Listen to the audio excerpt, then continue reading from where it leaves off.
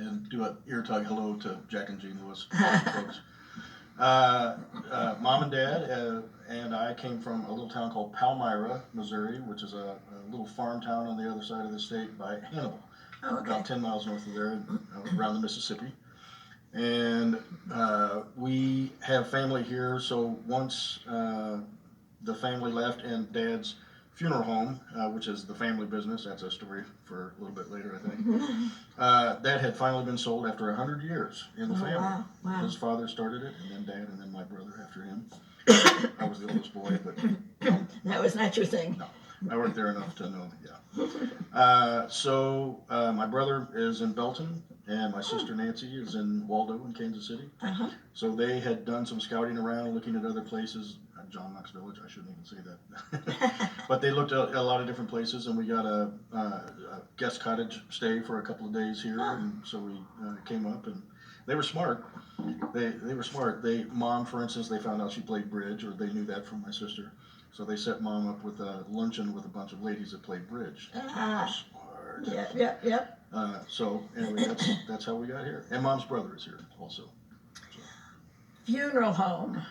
Yes. So you grew up in that context. Yep. Were you there until you graduated from high school, or take the next couple of steps of the life story? Okay. Well, like I said, Dad's father started the business, and so I grew up as the son of a funeral director. We all of us did, obviously. And I worked there all the time growing up. And Ardville is a farm town, so most of us guys did farm work in the summertime, so I always did that. But during the rest of the year, I worked at the funeral home, and just did everything you can at the funeral home, except for the things that you have to be licensed to do. I'll just say that much. Okay, yeah. Let's not go into detail. No. Well, speaking of that, I have one little funeral home story. It's the only one Dad ever tells, and I may have told you this one, so bear with me. That's fine. But Dad kept the business separate from home, which thrilled Mom no end. I can tell you. She was happy about that. But the one and only story he ever told, I'll pass this one along. I always thought this was funny. So our little town was only 3,500 population, but we had maybe 25 churches in town, and just a huge number of churches for a small town like that. And our town is 200 years old. Just turned it last year. And so a lot of the churches are out in the country, and these old country churches, some of them are a century old or older, and they all have these really steep steps that go up into the sanctuary. So I can almost see this coming. have you heard this already? No, I can almost see it coming though, having done a few funerals. Okay, go on. If you guess this one, you're pretty good. So Dad would always call the pallbearers in early if he had one of the services out at these churches, to help them carry the casket up, because of course he do it himself. So that happened one day with this woman who'd been ill and passed away, and so they carried the casket up the steps, and they got inside and they set it on the casket bier there, and then he asked them to step out, the pallbearers, as he always did, so he could open the lid and set things up. So they did that. He opened the lid, nothing there. And so his mind, it started working. He's like, oh my, he couldn't believe, he'd been a pro forever. He's like, did I forget that? He couldn't believe it. So, but then he remembered at the last minute, this woman had been ill and had lost both of her legs. And when they carried the casket up the steps, she had slid all the way to the bottom of the casket. Well, my guess was that somebody fell out, but that's close. Yeah. So for a minute, he was just, his mind was going to, we're going to have to go back out to the hearse, drive back into town, come back, everybody's going to hear about this. So he was relieved. I bet. So you graduated from high school in Palmyra. Graduated high school in Palmyra. Then what? Well, I don't know if Ken can run it. I had a picture just to show what happened next in my little... Oh my goodness. I don't know if you want to pause that for a second, Ken. That was next. All right, look at you. That was the day after my 18th birthday, and that was basic training at Fort Bliss in El Paso. Huh. And the story about that is that normally they take... Whoops. Oh, it's off. Normally they take your picture for basic training. There you go. Thanks, Ken. After you've finished and you're in your dress blues and the whole thing. For whatever reason, they decided to take these pictures. This was like the day after we got our haircuts, first got our uniform, so it was at the beginning of everything. I don't know why they did that. but the look on my face there is because they were getting ready to take the picture. I had a drill sergeant standing right next to me with his M16 in his hand because we were getting ready to drill. And these guys, this was 1981, so we had a couple of guys that were still left over from Vietnam that were our drill sergeant, tough guys. So anyway, the photographer says 3, 2, 1, and I thought, well, okay, we're taking a picture. I should smile. So I smiled. Well, the drill sergeant, boom, gave me a crack in the shoulder with his weapon. And he said, "Killers don't smile, bleep." Oh my goodness. So hence the look on my face. There you go. And how long were you in the Army? 2 years. Okay. They wanted to get, they needed some more folks, and thanks, Ken. They needed to get some more folks in the military at that time. So that was Reagan, and he decided to put in a 2-year commitment to try to entice people to come in. That may not have wanted to spend more time. So that's how I got in. And then? Well, that was my job in the military. I was a DJ. That's about the easiest job you could possibly have. Is that you up there? That's me up there. Oh my goodness, as a DJ. Yep. So that's what I did in the Army, and I was stationed at Fort Bragg in North Carolina, where Dad had been during World War II. So that was kind of cool. But there's a one. Well, anyway, so the segue there is that got my interest in broadcasting going. So I went to college after the service, after 2 years at Central Missouri State. Central to your future, as they say. So I just had a couple of just quick shots from stuff there, but that's what they call a stand-up, and that's where you normally see the reporter on the scene at whatever story it is they're doing. This is after you graduated. That's after I graduated from CMSU. And you majored in? Broadcast. Well, it's broadcasting and film with a minor in journalism. Oh boy. Yeah, and then that picture was reporting. We did a lot of political reporting at the Capitol in Jeff City, which I really enjoyed and learned a lot about. So. Wow. So there you go. Hardly recognize you. Well, thank you. What looks different now than then? I wouldn't begin to say. The hair is shorter. That's the hair is shorter. Very generous way to say that, Milt. I appreciate it. All right. So the main thing I wanted to be sure we heard today was we know that you ended up a significant part of your life as a stand-up comic. I did. So I want to know, how in the world did you become a stand-up comic, and what was that like? And okay. Go for it. Tell us. How can I? So you were a news reporter, and yes. then. Yeah. Well, I'll put this in a nutshell real quick. This was I was reporting from 87 to 89. Okay. And I don't know if you guys remember the show Current Affair, but it's kind of like Inside Edition, or kind of those kind of sensationalistic the national show? Pseudo news shows. Yeah. And we were an ABC affiliate there, and Current Affair was on ABC, so it was on our station, and the ratings were really good. So they decided that a lot of this sensationalistic kind of stuff they were doing in news at that time they wanted to try to do that on a local level, and it took the fun out of it. It was chasing fire engines around and all that kind of stuff, which, I wanted to try something else. So I had always been a class clown, which is normally the case with comics.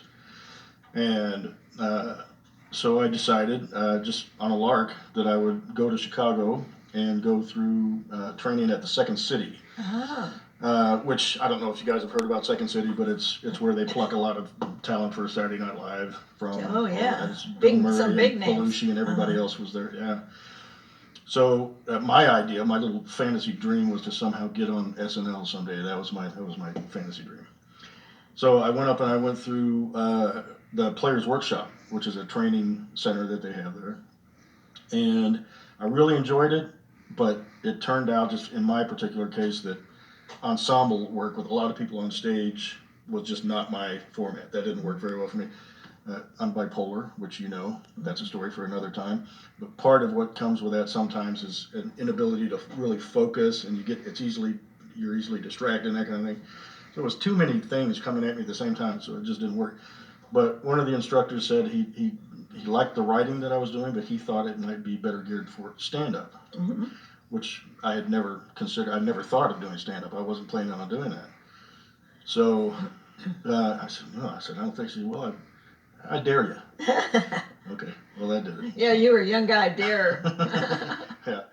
So that's how that got started. So how do you get a first gig? Was it a nightclub or what Well, happens? This was Chicago, and in Uh-huh. most cities, big cities especially, and Kansas City too, there are open mics that you can. Some of the comedy clubs like Stanford and Sons used to do it here. Will have a night. They'll usually pick one of the slower nights, like a Monday or Tuesday night, and they'll let people come up and do. It's normally like 3 minutes. They give you. They tell you to have about that much prepared. Oh, wow. And you think 3 minutes is short? It's not. When you're standing there, 3 minutes can be hours or feel like hours up there. So. Oh my gosh. So, so that was February 18th, 1990. It's an easy date for me to remember. I wondered if you. But that was my first one, and so I had 3 minutes of stuff, and I don't want to say I over prepared, but I was in the mirror just doing it over and over and over. I bet. I didn't want to fail up there. But I was working at the Hyatt Regency Chicago at the time, and I was a bell captain, so I always had hotel jobs during the day. And so a lot of my bellmen showed up for this thing. Well, the MC was a pro comic, and a bunch of his buddies decided to show up and try out new material that night. Oh gosh. So I was supposed to go on at a certain time, and it was like an hour and a half later before I finally got on, which gave my nerves time to really crank up. And it also gave the audience time to get drunk. That could work. Well, sometimes. Yeah. Yeah, that works both ways. Oh, I bet. Oh, I could tell you some terrible. I had a guy in the front row throw up on my feet. Oh no. How's that for a fun stand-up story? I had a woman that was mad, obviously, at her husband or boyfriend, whoever, would just get up and slap him right in the middle of the show one time and made a bunch of noise and threw the drinks over and everything. And then do you riff off of these things? Well, after you get a certain amount of, you get it under your belt, then you'll relax enough where you can. If that happens like your first few weeks of doing it, oh sure, you're a deer in the headlights. Oh my, what now? But anyway, so and then you have to just start writing. You have to. So you literally write your routines. Oh, of course. Yeah, I don't know. Oh yeah. Well, yeah, you have to. I mean, you have to. If you try to just remember things and go up on stage, chances are, unless you have an incredible memory, because of the stress that is underneath there, it's going to float away, or you're going to. And you think that's true for most of the pros, the big names? I think people actually write their scripts. Yeah. Well, any of the big name guys that I ever got to open for or work with at the Improv or anything like that, we got to talk with them in the green room usually afterwards, and they were very nice to fledgling comics and give you. But they always said the same thing: you have to write it. I see. And they all still, and you know, either you have somebody at home you can do it in front of and see what they think, or you're just doing it in the mirror, whatever. So. Yeah. Wow. Who'd you meet? Oh well. Just a couple. Dennis Miller was one. I don't even know who that is. Yeah, he was on Saturday Night Live, and I think he's on Fox now. He's on Fox News sometimes, but and then there were a lot of other people that I met. Sure.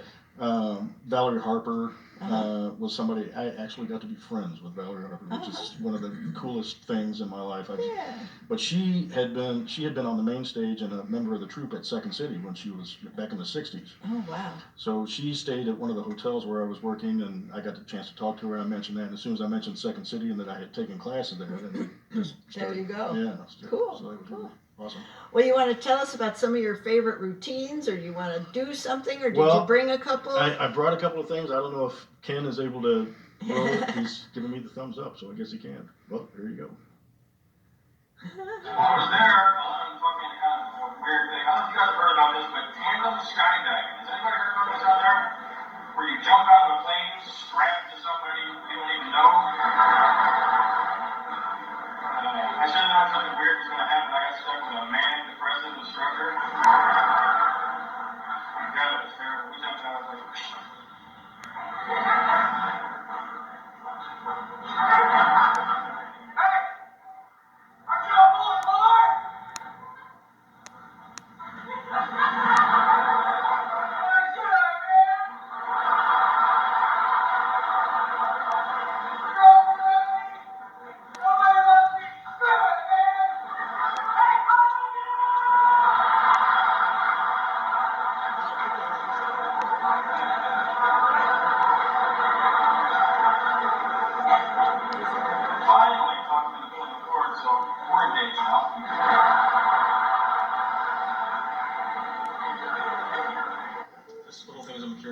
one of the things that hacked me off. This happened tonight. I was on the way out here and I stopped to put some gas in my car. Not standing there at the pump, and it's clicking along, 450, 475, click, 476, 477. Does this happen to you guys where those last few cents kind of drip out of those electronic pumps? I hate this, but I did something kind of fun. You can try that. So I went to pay the guy, and I went 1, 2, 3, 4, 410.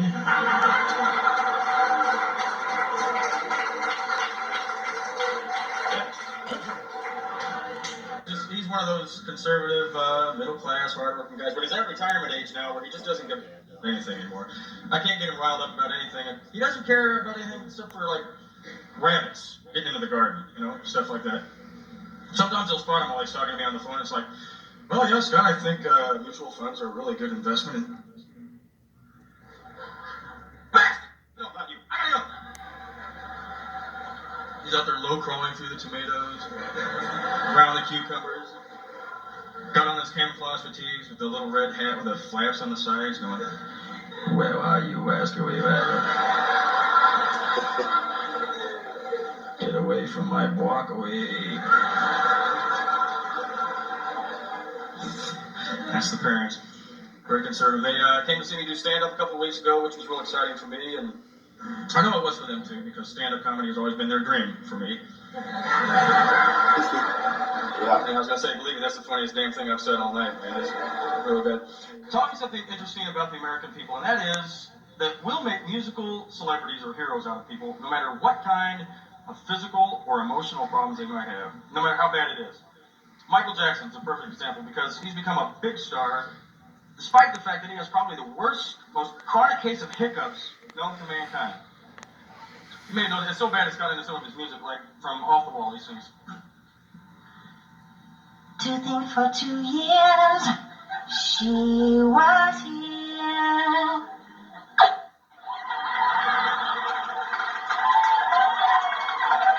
And take it for granted, I was so Galilean. And a cat swung a knife, she's out of mind.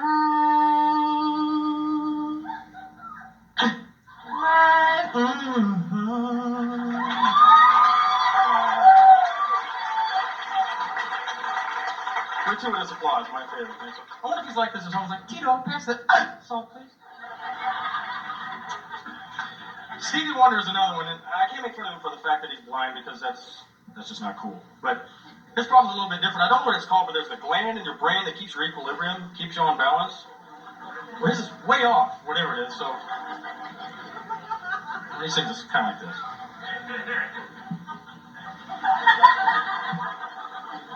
I said, by this summer day, my city distant as a Milky Way, my city fading out of my heart.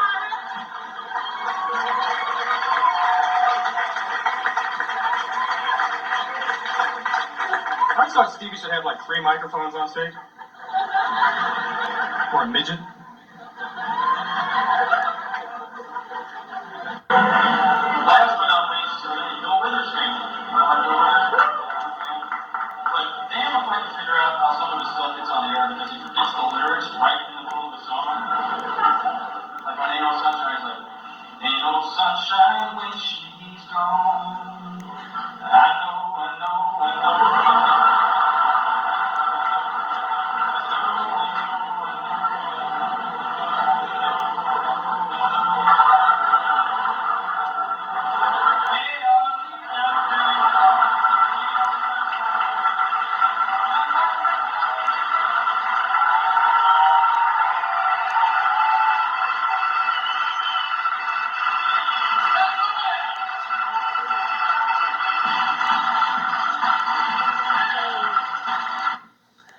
Here we are. Well, that was fun. Scott just said that last piece was at his favorite club. Was how many people? That was the Improv, and it was my goal to get there. That was the A club that I really wanted the most, and it took me about 200 shows to finally Oh my get there. gosh. Oh my And gosh. so I did about 600 altogether, which is partly why I don't do it anymore. I got burned out, but I haven't been on stage since '98, so it's been a No long kidding. time. Yeah. Wow, wow. But that was that was the improv, and that was the middle show on a Saturday night, which was always the best show. We did Tuesday through Sunday, 2 shows Friday, 3 on Saturday. The middle show on Saturday was the best. Earlier show, people hadn't had any drinks yet or anything. It's sadly they have to kind of get oiled up a little bit. The midnight show, they'd had too much to drink, so that was a challenge. Middle show on Saturday night, always the most fun. About 600 in the audience. Yeah. I want to go back to, because I've seen a couple of these and most of them I could understand, but the first one where he's doing this thing is harder for us to understand, at least it was for me. So I want you to talk us through what that is, what's happening in that bit. Okay. Because I thought it was really funny when you explained it to me later. Well, that was a bit about tandem skydiving, Okay. and as often the case, comics will see something and they try to personalize it, which makes it more easy for the audience to kind of get into it. So you'll see something that happened to someone, and you'll say it happened to you, and so it's just a thing. But I had seen something, or a friend of mine I couldn't remember, but somebody went tandem skydiving. So I learned that there was this thing called tandem skydiving. I didn't know, where you're strapped to somebody and they jump out, and you jump out of the plane, and that your instructor is responsible for pulling the chute and all that. And so I just thought, I thought, okay, I'll make this me. So I said I had gone tandem skydiving, and I thought, well, let's make this instructor somebody that's manic depressive. It just popped into my head. So I said, we jumped out of I said, he was manic depressive. I should have known something weird was going to happen. And so I did the whole pantomime. We jumped out, it was like this, and then the cord had not been pulled yet. So I'm looking at my watch, and I finally say, hey, aren't you going to pull the cord? And he's manic depressive, and he's having a bad day. So he looks up and he says, why should I, man? My girlfriend left me. Nobody loves me. Screw it, man. I said, hey, I love you. I love it. I love it. That's a great routine. Oh, thanks. Do you still, well, what did you come wanting to share with us? Any of your favorite routines, or what did you... Well, let's see. I didn't know how much you were going to ask me about the process of comedy. Go for it. Tell us about it. Well, I was having a conversation with a good friend of mine the other day, my old news director at KYZ, actually, and she's just curious by nature, and she wanted to know a little bit about the process of comedy. Can you learn to be funny? That was her question. Oh, wow. That's a great question. Yeah. I wish I'd thought of it. Yeah, well, let's say you did. Okay. Can you learn to be funny, Scott? That's a great question, Jen. So I had to think about it for a second, but then I remembered at Second City, for instance, what they taught us was that you can't be taught how to be funny, I bet. but you can learn how to relax enough to trust your mind that what's in there is funny. They can't put comedy into you, but they can help you learn how to pull it out of you if it's already there. Huh. Interesting. So it's just people have a funny way of looking at things or thinking about things, and it's just that some people think of things analytically, or some people have a way of looking at things and compassionately. How does this affect other people? And some people just are. I think you're born with a mind that just kind of sees things in a funny way. And I always think of, I don't know if you know Stephen Wright, the comedian. He's the real droll, deadpan guy that just throws out little one-liners. But he's somebody who obviously just thinks funny. One of his lines that I just love so much is he says, well, you can't have everything. Where would you put it? So some people hear where you can't have everything, and they think, well, that's a nice philosophical point about greed, not being greedy. Right. A mind like that just finds the funny in it, right? Huh. And so that often happened with me. I did a thing I think you saw the other day on Facebook where I was at Wrigley Field one time, and the blimp was hovering overhead that takes the aerial shots. And for whatever reason, for a while they were using this blimp from SeaWorld, the Shamu the orca blimp, and it was hovering around up there taking the shots. And I put it in my routine. I tried it a couple times, it didn't work very well, so I let it go. But I said, well, I had this vision that it was going to explode like the Hindenburg and spew blubber all over. Why does that kind of thing pop into someone's head? I don't know. Yeah. It Do just- you still have stuff pop in? Do you still think about, oh, gee, that, I mean, Oh, sure. Yeah? Oh, all the time. Yeah, it's just, I mean, you are just generally sort of a funny guy. well, thank you. In a good way. Yeah. Yeah. Well, even here it happens all the time. I mean, I'm listening. You find a way to think something that may not necessarily really be funny, but to make it funny instead. Like if someone is talking to someone that can't hear very well here, it's funny sometimes the way they get closer and closer and closer and repeat it, and they go around to the ear, and then they try to condense it. So I won't say so many words. It's just funny to listen to that sometimes. Right.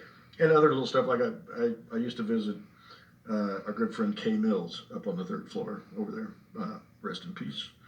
But I remember the first time I went over there, going down his hallway on the 3rd floor and seeing scooters and rascals parked all over the place, and I just naturally thought, well, this is a senior citizen parking lot here. I don't know. It's just things just come into your head. I think there's something somewhat genetic about it, because I think your dad's pretty funny. Oh. Because every time when I see his dad, I call him, Handsome Jack or something, and he'll say, I didn't hear you. He Yeah. wants you to say it again. You need to hear that twice. It's true, Dad. Yeah, Dad had a great sense of humor, and still does, I think. Yeah, But, yeah. And Mom, what I always said about her was that she's a great humor appreciator. I also say this, and she knows it's true. I'm sorry, Mom, but she could not, under pressure, tell a funny story or a joke to save a box of kittens. I mean, she can't tell it, but she knows what's funny, and she laughs at the right things. Always been one of my favorite sports, cracking Gene up. That's I love to do it. And it works, right? Usually. Yeah, I bet. When you wanted to write new material, where did you get your ideas from? Well, it happened just, I guess, kind of organically. I would see things. Jerry Seinfeld, for instance, is an observational comic. And that's what a lot of us in the 90s were kind of doing, was leaning toward, ever notice, that kind of thing. So you would just see something, and somehow you would attach the humor to it or find the humor in it. And then what they taught us at Second City, I didn't do any kind of training for stand-up, but what they taught us at Second City for ensemble stuff was to just start getting in the habit of noticing when people are laughing about something, whether it's something you said or something that happened or anything else. So start honing in, instead of just saying, "Oh, that's funny," and just move on. If you want to be a comic, you have to start noticing those things, and then you got to kind of take it apart. Like, okay, what's funny about this? Why does that? Would it work for the crowd? And you got to do it like that. And then there's all kinds of editing that has to be done. You wouldn't believe it. Just a single sentence in the middle of one of your routines, and I had everything memorized down to the word, which most comics do. Wow. And there's a little bit of improv if you're playing with the crowd, that kind of thing. But okay, what would be funnier here, pickle or gherkin, or something like that. I mean, just little bitty things like that make such a big difference. Or you have to transpose a word. It's funnier if I do this. But a lot of that's just trial and error. You have to, like I said, I did 200 shows before I got to the improv or ever got paid. And so that's what you do. You go to those small clubs, and some of them were just terrible. The Comedy Womb out in Lyons, Illinois, and such. What's the score in Munster and Ann? Oh God, terrible. But that's how you find out what works and what doesn't. You just play with it a little bit. But sometimes you'll say a line and it doesn't work at all, and then you transpose a couple of words and try it again the next night, and it gets a huge laugh. It's just funny how it works. So when you did these club things, there's no money involved? You had your other job. No, I started You getting get paid paid. after, but I had to pay dues. I mean, it took a long time. I see. So after a couple hundred shows, then I started getting paid gigs, and then I wound up doing improv and Laugh Factory and all that stuff. Oh, cool. I just kept the day job because I'm naturally insecure, and most of my guys that I was working with didn't. They were just doing comedy. But How long would it take you to develop a routine? I don't know if you heard Milt. He asked how long it would take to develop a routine. Well, the way it works at most shows is it depends on what level you are. If you're just starting out, or you're just getting into the professional ranks, you're normally an MC to start with. So you're the one that comes out and opens the show, and then you come up between the acts. This is coming up, and that kind of thing. You may do 5 minutes of your own material and then do that. After that, it's an opening act, which is usually 10 minutes, and then a feature act, which is normally about a half an hour, and then the headliners, the main headliners are normally an hour, something like that. Wow. But I was a feature act before I quit, so I had 35 minutes of stuff. But it took me. I did it for 8 years. I did it from 90 to 98. Oh my. But it took me all of that time to get what they call it a tight set. I mean, where it's stuff you know works. It's worked a bunch of times, and So you're you would comfortable doing repeat it? Oh, sure. Oh, okay. Yeah, it's funny. People ask me, said, "Well, I saw you last week, and you did that same joke." And I'm like, "Wow, do you think it's like musicians write a new song every day?"